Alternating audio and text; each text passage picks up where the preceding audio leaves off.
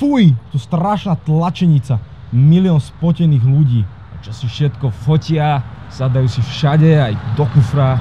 Už sa na to nedá pozerať, ani dýchať sa tu už nedá. Strašne to smrdí, niečo ako rezerva. A sme tu zložení ako hever. Kašlíme na to, ja už nemám na toto nervy.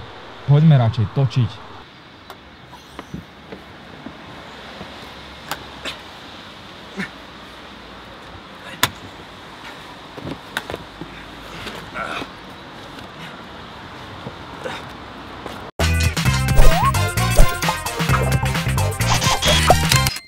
Predvčerom sa začal nám všetkým známy autosalon. Možno na ňom nenájdete práve to vaše vytúžené auto, ktoré by ste chceli za vysvedčenie, ale povieme vám, čo tam určite uvidíte. Okrem všakovakých naleštených múdrych aut, vášmu oku neutečú prepudrované sprosté hostesky, ktoré sú také šikovné, že by našli v aute aj defibrilátor. Väčšina nevie, na čo v aute slúži, ale predsa sa našli očividné fanúšičky motorizmu, ktoré by ho hľadali v priestore motora, pretože podľa nich zvyšuje krúťací moment alebo dokonca šetrí emisie. Okrem týchto tímových konštruktérok určite zavadíte o pekne spotených ľudí, ktorí si na strope odfotia aj balóniky plnené hélium a naberú plnú igelitku prospektov. Za to ale nevieme, čo by sa stalo typkovi na tomto autosalóne, ktorému sa darí takto v GTA 5.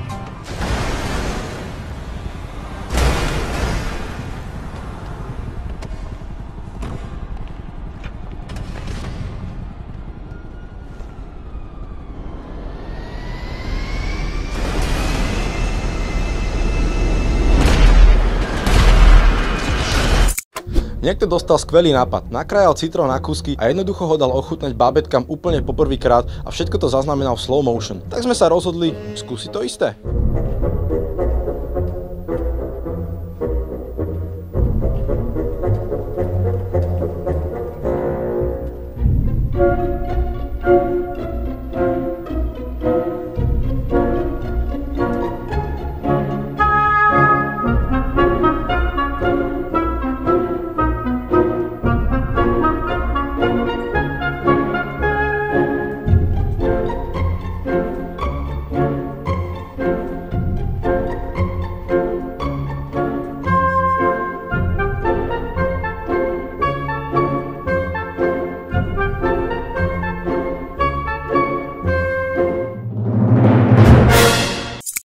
Tak si predstavte, že si idete zaskákať z lietadla, samozrejme s padákom, chcete si zrelaxovať vašu hlavu a nemyslieť na nič iné ako na okolo fičiaci vietor a na to, že sa vám vôbec nemusí otvoriť padák. A v tom zrazu niečo prefičí okolo vás. Nie je to ani Santa, ani lietadlo, ani Ramosova nepremenená penálta, dokonca ani Bosian nesúci vaše dieťa. Je to meteorít. Ako máte možnosť vidieť, pri skydiverový meteorít zapršal naozaj vo vzdialenosti maximálne 2 metrov.